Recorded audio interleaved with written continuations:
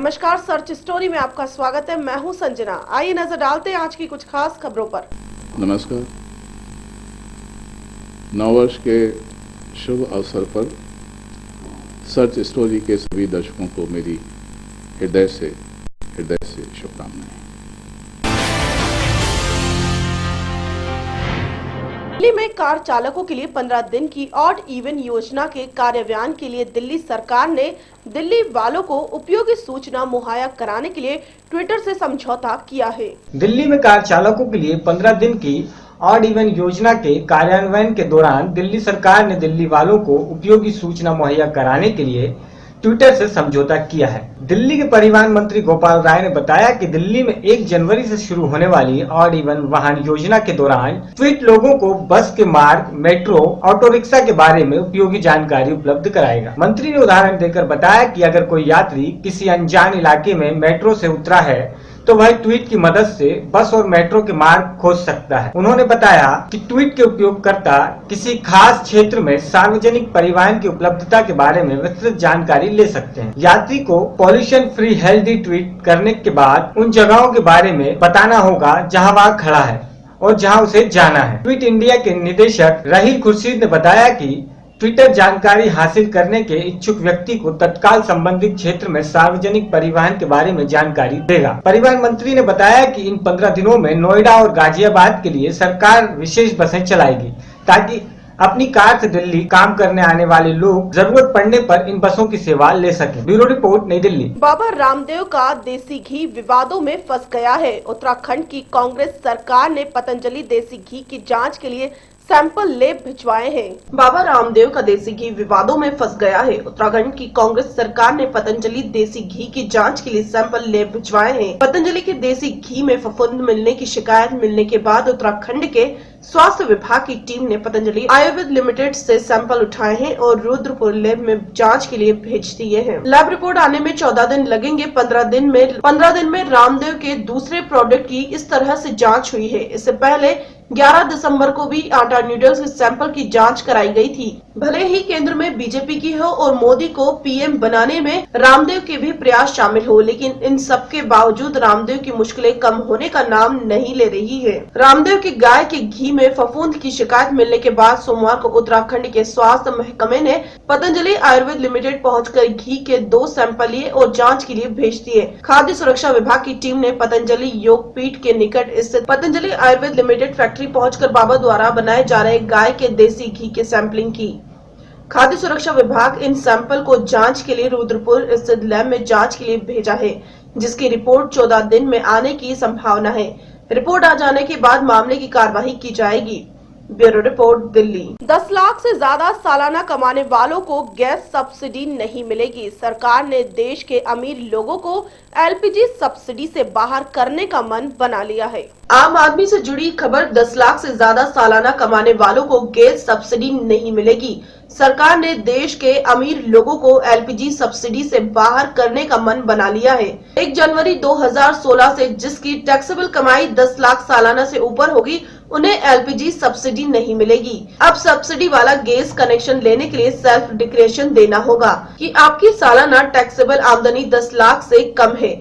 2013 और 14 के मुताबिक देश में 10 लाख से ज्यादा कमाने वाले 20,26,000 लोग हैं, जबकि देश में करीब 3.25 करोड़ लोग इनकम टैक्स देते हैं। पीएम मोदी ने पहले अपील की थी कि लोग स्वेच्छा से सब्सिडी छोड़ दें, लेकिन अब उन्होंने कानून का डंडा चला दिया है। Bureau report, Delhi. खबरों में रुकेंगे हम एक छोटे से ब्रेक के लिए। ब्रेक के बाद भी खबरों का सिलसिला लगातार जारी रहेगा। Sir, hello sir. Hello ma'am. देखिए भाई साहब, हमारे पास टाइम नहीं है। हाँ सर, वो तो हमें पता है कि आपके पास ज्यादा टाइम नहीं है। इनफैक्ट मैडम के पास भी टाइम नहीं है। Madam, how about gifting a head to sir and sir you can give one sir to madam too. ये देखिए, ये मार्केट में नया है, माचो कूल डूड का सर। मैम ये देखिए, डांसिंग डीवा है। इसमें 3 हेयर स्टाइल भी मिल जाएंगे और ये गंजे वाले पे 50% ऑफ। इसमें आइंस्टाइन वाला दिमाग है और ये आज का special offer, buy 1 get 1 free. लेकिन आप ये सर क्यों बेच रहे हो? आपका रहेगा नहीं तो दूसरा काम में आएगा ना। अरे सर नहीं सर, रुकिए सर। अरे क्या कर रहे हैं, आपका हेयर स्टाइल खराब हो जाएगा। मैडम को पसीने आ रहे हैं सर, क्या कर रहे हैं आप? रुकिए रुकिए रुकिए तो सर। अगर आपका भी कोई दोस्त हेलमेट नहीं पहनता तो उनको भी एक नया सर गिफ्ट कीजिए ना। क्या कोई आपके पूरे घर को अपनी जगह से उठाकर दूसरी जगह ले जा सकता है? आपका जवाब होगा नहीं, लेकिन पश्चिम बंगाल के नादिया जिले में ऐसा हुआ है। क्या कोई आपके पूरे घर को अपनी जगह से उठाकर दूसरी जगह ले जा सकता है? आपका जवाब होगा नहीं, लेकिन पश्चिम बंगाल के नदिया जिले में ऐसा हुआ है। नदिया के शांतिपुर इलाके में नेशनल हाईवे नंबर 34 को चौड़ा करने का काम चल रहा है, जहां एक घर हाईवे की जमीन पर बना था जिसे तोड़ने की तैयारी हो रही थी, लेकिन मकान के मालिक ने घर तोड़ने की जगह हरियाणा की एक कंपनी को घर को थोड़ा पीछे हटाने का ठेका दिया। इसके बाद कंपनी ने जैक और पहिए की मदद से पूरे घर को उठाकर 70 फीट दूर शिफ्ट कर दिया। इस दौरान घर को कोई भी नुकसान नहीं पहुंचा। कंपनी का दावा है कि वो लिखित गारंटी के साथ 2 मंजिला मकान को भी एक जगह से उठाकर दूसरी जगह शिफ्ट कर सकती है। ब्यूरो रिपोर्ट, पश्चिम बंगाल। लोकतंत्र की परिभाषा अब्राहम लिंकन ने जो दी है, उसके अनुसार लोकतंत्र जनता का, जनता के लिए और जनता द्वारा निर्मित शासन है। ठीक इसी तर्ज पर बिहार के औरंगाबाद के अति नक्सल प्रभावित मदनपुर में महिलाओं के अर्थक प्रयास ने रंग दिखाया और बिहार का पहला महिला सरकारी बैंक खुला है, जो महिला के लिए और महिलाओं के द्वारा संचालित किया जा रहा है। लोकतंत्र की परिभाषा अब्राहम लिंकन ने जो दी है, उसके अनुसार लोकतंत्र जनता का, जनता के लिए और जनता द्वारा निर्मित शासन है। ठीक इसी तर्ज पर बिहार के औरंगाबाद के अति नक्सल प्रभावित मदनपुर में महिलाओं के अथक प्रयास ने रंग दिखाया और बिहार का पहला महिला सहकारी बैंक खुला, जो महिला के लिए और महिलाओं के द्वारा संचालित किया जा रहा है। इस प्रकार अपने बैंक के माध्यम से महिलाओं ने नए इतिहास गढ़ने की शुरुआत की। हाथों में पासबुक लिए खड़ी ये महिलाएं किसी राष्ट्रीयकृत बैंक में रकम निकलवाने के लिए नहीं खड़ी है, बल्कि ये महिलाएं खुद के बैंक में लेन देन करने आई है। ये तस्वीर है अति नक्सल प्रभावित मदनपुर की, जहाँ महिलाएं अपने खातों में रकम जमा करने या निकासी करने आई हैं। तस्वीरों में आप साफ देख सकते हैं कि बैंक में कर्मिक के रूप में सारा काम महिलाएं ही निपटा रही है। जाहिर सी बात है कि महिलाओं के द्वारा निर्मित यह बैंक महिलाओं के लिए ही काम कर रहा है, और वह भी एटीएम की तर्ज पर 24 घंटे। इस बैंक में महिलाओं को 24 घंटे की लगातार बैंकिंग सेवा प्रदान की जाती है, वह भी बिना किसी कोर बैंकिंग सुविधा के। तो है न महिलाओं का यह अद्भुत बैंक।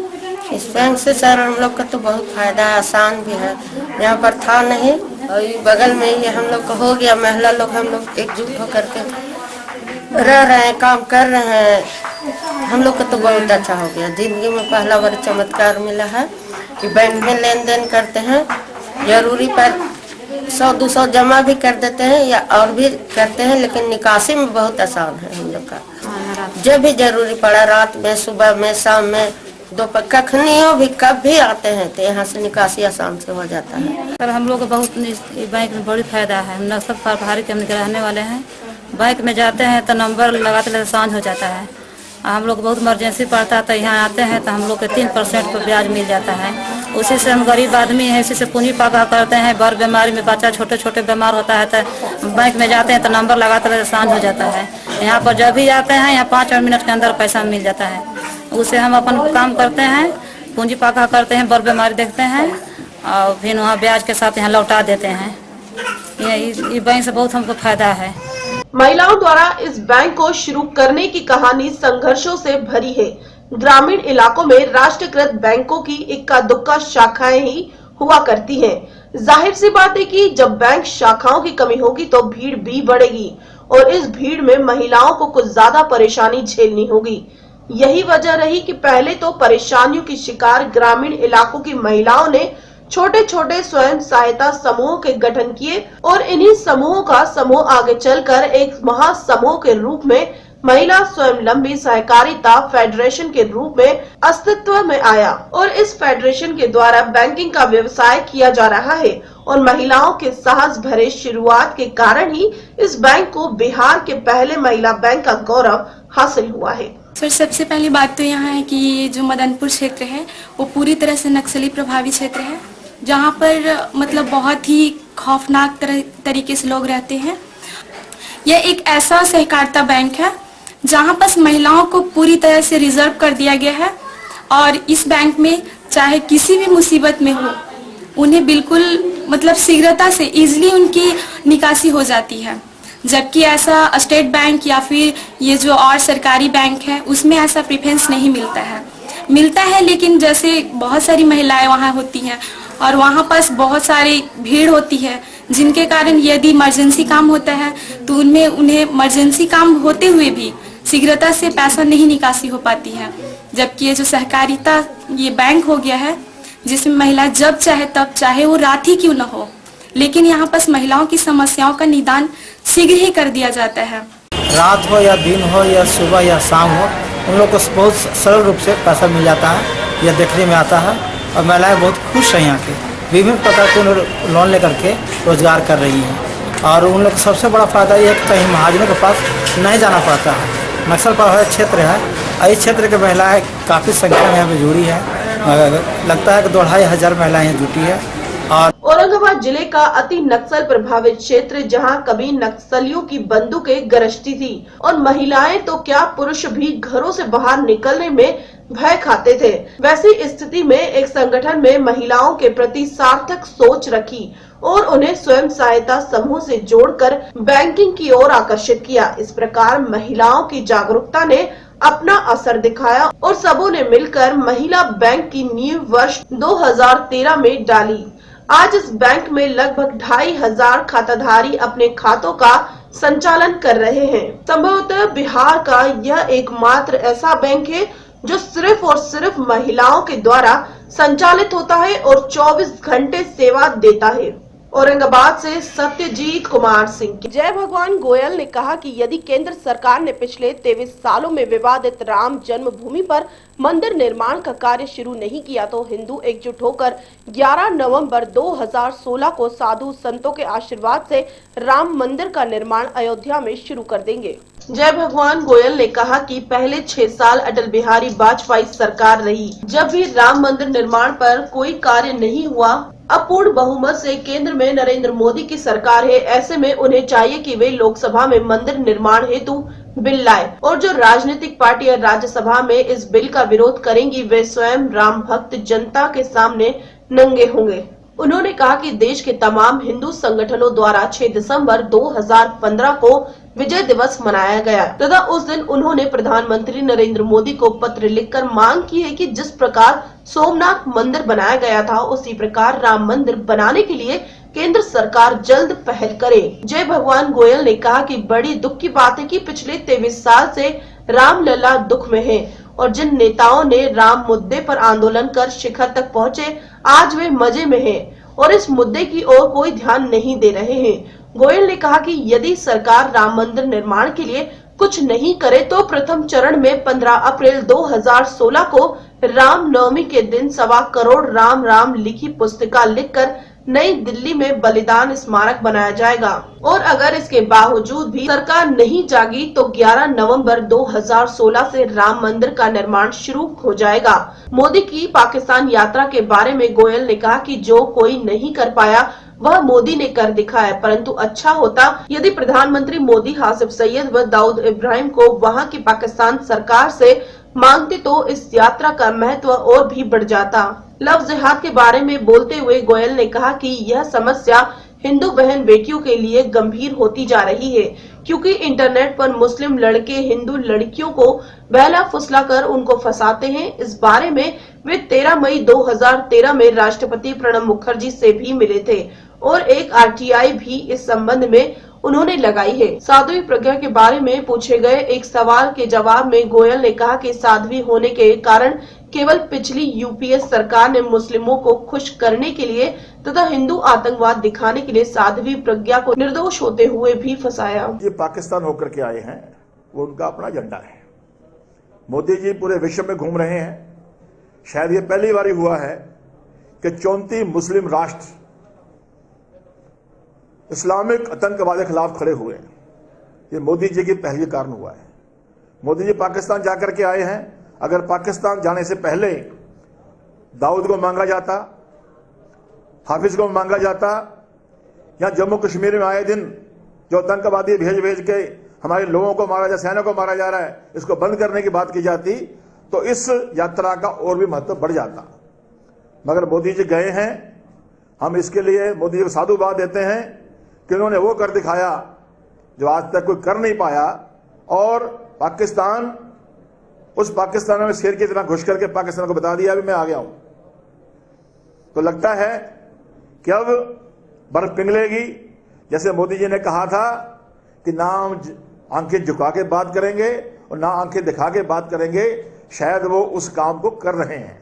मोदी जी के हर अच्छे काम के साथ हम राष्ट्रवादी लोग उनके साथ हैं, मगर साथ साथ हमारा ये भी भाव है जो बरसों से श्री राम मंदिर निर्माण में जो बाधाएं आई हैं वो भी दूर हों, ऐसी हमारे को मोदी जी से आशा है। अगर मोदी जी किसी कारणवश सरकार इसको करने में बेबस होती है तो हम हिंदू संगठन पूरी मजबूती के साथ इस आंदोलन को खड़ा करेंगे। करोड़ों करोड़ों देशवासियों की, राम भक्तों की भावना को लेकर के आगे बढ़ेंगे और वहां भव्य मंदिर निर्माण शुरू करेंगे। केतल से राजेश से लुधियाना में आयोजित किए गए 2 दिवसीय अंतर्राष्ट्रीय वैश्य महासम्मेलन में 22 राज्यों ने विदेशों से भाग लेने उपरांत 500 से ज्यादा डेलीगेट आज मोगा जिले के गांव डूडी में पहुंचे। लुधियाना में आयोजित किए गए 2 दिवसीय अंतर्राष्ट्रीय वैश्य महासम्मेलन में 22 राज्यों और विदेशों में भाग लेने उपरांत 500 से ज्यादा डेलीगेट आज मोगा जिले के गांव डूडिके में पहुंचे। यहाँ इंटरनेशनल वैश्य फेडरेशन के फाउंडर रामदास अग्रवाल की अगुवाई में सभी डेलीगेट शहीद लाला लाजपत राय की जन्मभूमि पर बने उनके बुद्ध के आगे माथा टेका और उन्हें सच्ची श्रद्धांजलि अर्पित की। इस मौके पर उद्योग मंत्री मदन मोहन और कृषि मंत्री जथेदार तोता सिंह, नगर निगम मेयर अक्षित जैन, मोगा अग्रवाल सभा के प्रधान और कि साडे जो इंटरनेशनल वेस्ट फेडरेशन दे डेलीगेट्स हिंदुस्तान ते बाहर देशों तो आए सी, उन्होंने बड़े अच्छे ढंग दे नाल सैशन अटेंड करन तो बाद इत्थे आके दर्शन करन दा मौका मिला और सब इत्थे लाला जी दे चरणों श्रद्धा दे फुल पेंट करके अपने बहुत सौभाग्यमयी महसूस करते हैं और बड़ा गौरव महसूस करते हैं कि लाला जी जिन्होंने देश की आज़ादी लिए एडी बड़ी लड़ाई लड़ी और उन्होंने अंग्रेज की बर्बरता का उन्होंने लाठियां का शिकार बन के अपना शीर दिता और शहादत दे के जान वेले उन्होंने गल कही सी कि अंग्रेज राज दियां जितनियां लाठियां उन्होंने शीर ते पईयां वो ब्रिटिश राज दे कॉफन का किल साबित होंगियां जिहड़ियां कि 15 अगस्त 1947 में सिद्ध हुई और उन्होंने लाला जी का इत्थे आम जन्म स्थान ते असी ऐसा महसूस करते हैं कि ये जन्म स्थान नहीं बल्कि तीर्थ स्थान बन गया और 28 जनवरी 2015 तो ये 150 साल जन्मदिन शुरू होया और 28 जनवरी 2016 ਨੂੰ ये 150 साल जन्मदिन का कार्यक्रम समाप्त हो जाएगा। वहीं उत्तर प्रदेश में पहुंची डॉक्टर कमला अग्रवाल और सीमा ने बताया कि किताबों में उन्होंने लाला जी की कुर्बानी के बारे में पढ़ा था, लेकिन आज उनकी जन्मभूमि पर कदम रखकर वह बड़ा गर्व महसूस कर रही है। उन्होंने कहा कि उन्होंने तो यह सोचा भी नहीं था कि अंग्रेजों से देश को आजाद करवाने वाले शहीद लाला जी के गांव वह जाएंगी। आज उन्हें श्रद्धांजलि देकर उनके दिल को बड़ा सुकून मिला। मलिका गुप्ता है, हम लोग यूपी मेरठ से आए हुए हैं और यहाँ अग्रवाल वैश्य महासम्मेलन का फाउंडेशन का प्रोग्राम चल रहा था तो परसों से हम लोग 26 तारीख में यहाँ पहुँचे थे। 26, 27 और 28 3 दिन का कार्यक्रम हमने अटेंड किया है और सभी लोग लगभग 27-28 राज्यों से हम सब लोग इकट्ठा हुए हैं और 500-600 से ज़्यादा यहाँ सब बच्चे, बूढ़े और महिलाएं, बच्चे, बुजुर्ग सब आए हुए हैं।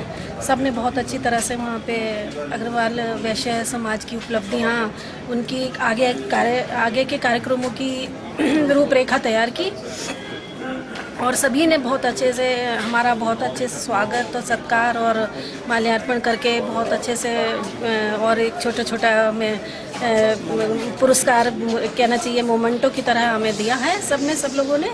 और यहाँ हम थोड़ा सा वहीं से थोड़ा सा आगे चल के लगभग 100 किलोमीटर के उसमें एक ये लाला लाजपत राय जी की जन्मस्थली है और हम वहाँ पे दर्शनों के लिए उनके गए, वहाँ पुष्पांजलि अर्पित की। बहुत ज़्यादा रोमांच हमें लोगों को पैदा हुआ है और श्रद्धा सुमन उनको अर्पित किए हम लोगों ने, तो बहुत ही अच्छा, मन को एक विशेष अनुभूति का एहसास हुआ है। इस मौके पर मीडिया से बातचीत करते हुए उद्योग मंत्री मदन मोहन ने कहा कि देश को आजाद करवाने में लाला जी की अहम भूमिका रही है, जिसके चलते वह आज खुली हवा में सांस ले रहे हैं। उन्होंने कहा कि यह वर्ष लाला जी की 150 साल जन्म शताब्दी मना रहे हैं। हम 28 जनवरी 2016 को इस बार यहाँ समागम करेंगे और इस समागम में देश के प्रधानमंत्री मोदी जी को आने के लिए कहेंगे। लाला लाजपत राय जी के जन्म स्थान डुड्डी में आकर हम सब लोग अपने आप को बड़ा गौरवान्वित अनुभव कर रहे हैं, क्योंकि एक ऐसे सपूत के जन्म स्थान पर आकर हमने श्रद्धांजलि अर्पित की है जिसने भारत की आज़ादी की लड़ाई में अंग्रेजों के खिलाफ अपना बलिदान दिया था जीवन का। उनके अंग्रेजों की लाठियों को सहते हुए जिन्होंने अपना जीवन त्याग दिया था, बलिदान हो गए थे, ऐसे हुतात्मा बलिदानी को श्रद्धांजलि देकर आज हम सब इंटरनेशनल वेस्ट फेडरेशन, जो इस देश की और विदेशों की करीब 25 करोड़ देशवासियों की संस्था है, उस सब की तरफ से हम आज यहाँ श्रद्धांजलि देने उपस्थित हुए हैं। हम सब ऐसा मानते हैं कि उनके त्याग और बलिदान के बाद इस देश में आज़ादी की आग भड़की और उसके कारण हजारों लोग नौजवान आज़ादी की लड़ाई में शामिल हुए और शामिल होकर उन्होंने उस संघर्ष को इतना ज़्यादा बढ़ाया, उसके कारण देश को आज़ादी 1947 में मिल सकी। हम सब इस बात को मानते हैं कि लाला जी का जीवन भी बहुत महत्वपूर्ण था। आज़ादी के लिए लड़ाई देने में उनका त्याग बड़ा महत्वपूर्ण था। हमने भारत सरकार से ये निवेदन करने का निर्णय किया है, प्रधानमंत्री मोदी जी के पास एक डेलीगेशन ले जा करके हम उनसे अनुरोध करेंगे कि लाला लाजपत राय जी को जिस प्रकार से अन्य देश के सपूतों को भारत रत्न जैसा पद से विभूषित किया गया है, लाला जी को भी उसी प्रकार से भारत रत्न की उपाधि देकर विभूषित करके मरणोपरांत सम्मानित किया जाना चाहिए। उनके परिवार में से किसी को बुलाकर ये सम्मान उनको प्रदान करना चाहिए। ये हम देश के सारे वैश्य समाज की नहीं, देश के अन्य समाज के लोगों की भी आंतरिक भावना है कि ऐसे त्यागी, बलिदानी और आज़ादी के लिए लड़ने वाले व्यक्ति के लिए हमारी ये बहुत छोटी सी उनको एक श्रद्धांजलि होगी यदि हम उनको भारत रत्न का और जो हमारा एक सबसे बड़ा अवार्ड है वो दे सके। मोगा से विपिन। फरीदकोट के नेहरू स्टेडियम में पीएसयू और स्त्री जागृति मंच की तरफ से जोरदार रोष प्रदर्शन किया गया। फरीदकोट के नेहरू स्टेडियम में पीएसयू और स्त्री जागृति मंच की तरफ से जोरदार रोष प्रदर्शन किया गया और रोष के तौर पर नारेबाजी करते हुए रोष मार्च भी निकाला गया, जो कि फरीदकोट के डिप्टी कमिश्नर के दफ्तर आगे तहसीलदार को मांग पत्ता सौंपे जाने के बाद में समाप्त हुई। इस दौरान जिला पुलिस में बड़ी संख्या में जवानों को सुरक्षा के तौर पर लगाया गया। इस मौके पर प्रदर्शन कर रहे स्त्री जागृति मंच नेता जगरूप कौर ने बताया कि पुलिस की तरफ से उनके साथी पर हमला करने वालों को लंबा समय बीत जाने के बाद भी गिरफ्तार नहीं किया गया। उन्होंने कहा कि पीएसयू के सूबा प्रधान राजेंद्र सिंह को भी तुरंत रिहा किया जाए। इसके साथ ही प्रदर्शनकारियों को आश्वासन देने पहुंचे तहसीलदार चंद्रल सिंह ने कहा कि पीएसयू और स्त्री जागृति मंच की तरफ से मांग पत्र दिया गया है कि डिप्टी कमिश्नर को सौंप देंगे और इनकी मांगों के बारे में भी जरूर कार्रवाई की जाएगी।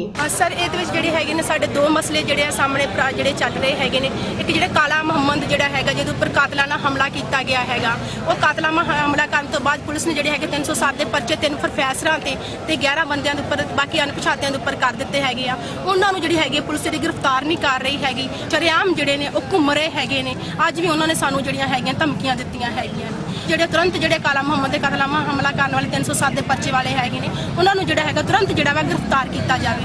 ਸਰ ਦੂਸਰੀ ਮੰਗ ਹੈਗੀ ਸੀ ਸਾਡੀ ਜਿਹੜੀ ਰਜਿੰਦਰ ਸਿੰਘ ਜਿਹੜੇ ਆ सूबा प्रधान है पंजाब स्टूडेंट यूनियन के है, उन्होंने जोड़ा है क्रॉस परचा जो उन्होंने किया है वा कंडक्टर के उपर जो सतनाम सतपाल सिंह है वा उन्होंने उपर बाय नेम जोड़ा है परचा है, पर पुलिस ने 40 महीने होने के बावजूद भी जोड़ा है उन्होंने उपर कोई भी जी हैगी अजे तक कार्रवाई नहीं की। स्त्री जागृति मंच वालों जोड़ा है वा असी प्रोटेस्ट किया, प्रोटेस्ट में असी गल कही हैगी अपनी जोड़ा इन्हों जोड़े काले मुहम्मद कातलामा हमले वाले है उन्होंने जोड़ा गिरफ्तार किया जाए है। जेकर पुलिस इस चीज़ नहीं मानती हैगी तो आने वाले दिनों के स्त्री जागृति मंच पूरे पंजाब के जोड़ा है संघर्ष में होर दिखा। स्त्री जागृति मंच वालों मंग पत्र दिता गया जिन्होंने कुछ लोगों को गिरफ्तार करने वास्ते लिखा गया।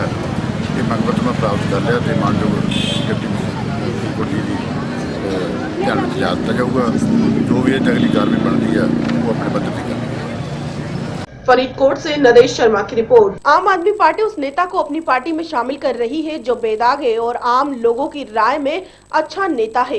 आम आदमी पार्टी की तरफ से 14 जनवरी को मुक्तसर में माघी के मेले में दूसरी राजनीतिक पार्टियों की तरह अपनी पार्टी की तरफ से राजनीतिक स्टेज भी लगाई जा रही है। दिल्ली के मुख्यमंत्री अरविंद केजरीवाल पंजाब की जनता को संबोधन करेंगे। उस रैली को कामयाब करने के महत्व में आप नेताओं की तरफ से मीटिंग का सिलसिला जारी है। इसी के तहत गुरदासपुर में सुचा सिंह छोटेपुर की तरफ से आपके वर्करों और स्थानिक नेताओं को संबोधन किया गया। सुचा सिंह छोटेपुर ने दावा किया है कि 14 जनवरी में होने वाली आपकी रैली में पूरे पंजाब से लाखों लोग हिस्सा लेंगे और यह जवाब होगा दूसरी राजनीतिक दलों को। वहीं आप नेता सुचा सिंह छोटेपुर का कहना है कि उनकी तरफ से किसी और राजनीतिक दल के नेता को आप में शामिल करने से पहले यह देखा जाता है कि वह बेदाग हो।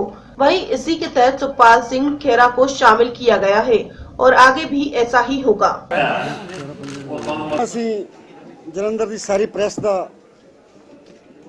आम आदमी पार्टी वालों मैं धन्यवाद करदा कि सानू जदों भी भावें असीं एमरजेंसी कोई मीटिंग रखी है, कोई फंक्शन रखा, तुहानू असां याद किया, तुसीं आए हो, उहदे लई मैं तुहाडा बहुत बहुत धन्यवाद करदा। दूसरा अज दी जिहड़ी मीटिंग है ये साडा पार्टी दे जिहड़े संयोजक ने अरविंद केजरीवाल जी जो दिल्ली के चीफ मिनिस्टर ने,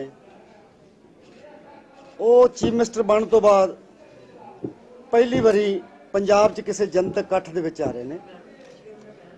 14 जनवरी नूं मुक्तसर माघी दे जोड़ मेले ते वो नाले 40 मुक्तियां नूं शरधा भेंट करनगे और नाले पंजाब वासियों नूं कोई नवा संदेश देणगे जो उन्होंने अज तक पंजाब बारे सुनिया, जो पंजाब की सिचुएशन है, आम आदमी पार्टी उहदे ते की करेगी, ये सारियां गल्लां अरविंद केजरीवाल जी 14 जनवरी माघी वाले दिन मुक्तसर करनगे।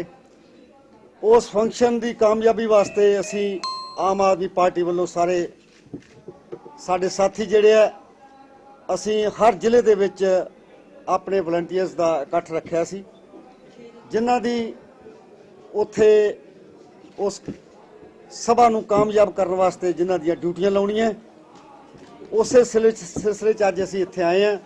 असी मुक्तसर जा चुके हैं, असी मानसा जा चुके हैं, संगरूर जा चुके हैं, फतेहगढ़ साहब जा चुके हैं, असी गुरदासपुर जा चुके हैं, आज जलंधर है, कल नूं साडा लुधियाना दा, फरीदकोट दा, परसों नूं साडा पटियाला ते आनंदपुर साहब दा, उहदे तो अगे रोपड़ दा। सारे असी जिन्ने पार्लीमेंट हल्के है वो सारे लगभग असी कवर करने हैं 1 तरीक तक। उहदे तो बाद असी साडी सारी जिहड़ी टीम है जिहदे विच मैं आप हाँ, नाल साडे ऑर्गेनाइजर जिहड़े दरगेश पाठक जी ने और उहदे तो बाद 2 साडे MP साहबान ने, उहदे तो बाद साडे जिहड़े फ्रंटल ऑर्गेनाइजेशन ने उन्हां दे चीफ ने, जिस तरह शेरगिल जी लीगल सैल दे इंचार्ज ने पंजाब दे, इस तरह यूथ विंग दे इंचार्ज, इस तरह महिला विंग दे इंचार्ज, किसान विंग दे इंचार्ज, सारे असी 14 तक उधर ही कैंप करांगे। सो उस सिलसिले दे विच अज असी आए हैं, असी गुरदासपुर मीटिंग करके आए हैं। लोगों च बहुत उत्साह है। मुक्तसर जिहड़ी असी मीटिंग की सी, जिहड़ी संगरूर मीटिंग की, इस तरह दी मीटिंगां सीगियां जिस तरह रैलियां का रूप धारण कर गई। कल 27 तरीक नूं साडी फतेहगढ़ साहब सी, 22 तरीक नूं साडी चमकौर साहब सी, और चमकौर ते फतेहगढ़ दीयां दोवें रैलियां जिहड़ियां साडीआं वो इतिहासक रैलियां सी, जिन्ना इकट्ठ दूजियां सारियां रवायती पार्टियां दे सारे इकट्ठ एक थां इकट्ठे कर लईए ते वो फिर भी साडे लागे थागे नहीं सी पहुंचदे। उन्हां लोकां ने जदों भी कोई सभा कीती है, जदों भी कोई इकट्ठ कीता है, वो सरकारी मशीनरी की वरतों की है, सरकारी तंत्र का इस्तेमाल किया है। उन्हां दे कोल पैसा है, उन्हां दे कोल पुराना बड़े बड़े वड्डे नां ने। अपने कोल आम आदमी पार्टी है, आम आदमी पार्टी की असीं गल करते हैं, साडे कोल कोई पैसा नहीं है, और इहदे बावजूद भी ਲੋਕ ਏਡੇ ਏਡੇ ਵੱਡੇ ਇਕੱਠ ਕਰਦੇ ਆ, ਜਿਹਦੇ ਤੋਂ ਜਾਪਦਾ ਹੈ ਕਿ ਪੰਜਾਬ ਦੇ ਲੋਕਾਂ ਨੇ 2017 ਦੀ ਇਲੈਕਸ਼ਨ ਵਾਸਤੇ ਮਨ ਜਿਹੜਾ ਬਣਾ ਲਿਆ ਹੋਇਆ। ਇਸ ਤੋਂ ਪਹਿਲਾਂ ਅਸੀਂ 32 ਰੈਲੀਆਂ ਸਾਰੇ ਪੰਜਾਬ 'ਚ ਕੀਤੀਆਂ ਸੀ, ਜਿਹਦੇ 'ਚ ਸਭ ਤੋਂ ਜ਼ਿਆਦਾ ਚਰਚਿਤ ਰੈਲੀ ਜਿਹੜੀ ਸੀ ਉਹ ਲੰਬੀ ਦੀ ਹੋਈ ਸੀ, ਕਿਉਂਕਿ ਬਾਦਲ ਕੋਲੋਂ ਹਾਲੀ ਉਸ ਵੇਲੇ 1.25 ਸਾਲ ਦਾ ਸਮਾਂ ਸੀ, ਹੁਣ ਤਾਂ 1 ਸਾਲ ਦਾ ਟਾਈਮ ਰਹਿ ਗਿਆ। ਬਹੁਤ ਸਾਰੇ ਰਿਊਮਰ ਤੇ ਇਹ ਨੇ ਵੀ ਸ਼ਾਇਦ ਇਲੈਕਸ਼ਨ ਜਿਹੜੀ ਇਸੇ ਸਾਲ 'ਚ ਹੋ ਜੇ, ਕਿਉਂਕਿ ਜਿਸ ਤਰ੍ਹਾਂ ਦਾ ਤੁਸੀਂ ਲੋਕਾਂ ਨੇ, बुद्धिजीवियों ने, कलमा वाले ने लिखा है कि हो सकता है, पॉसिबिलिटी है कि 7-8। गुरदासपुर से नरेश शर्मा की रिपोर्ट। खबरों में फिलहाल इतना ही, मुझे दीजिए इजाजत, नमस्कार।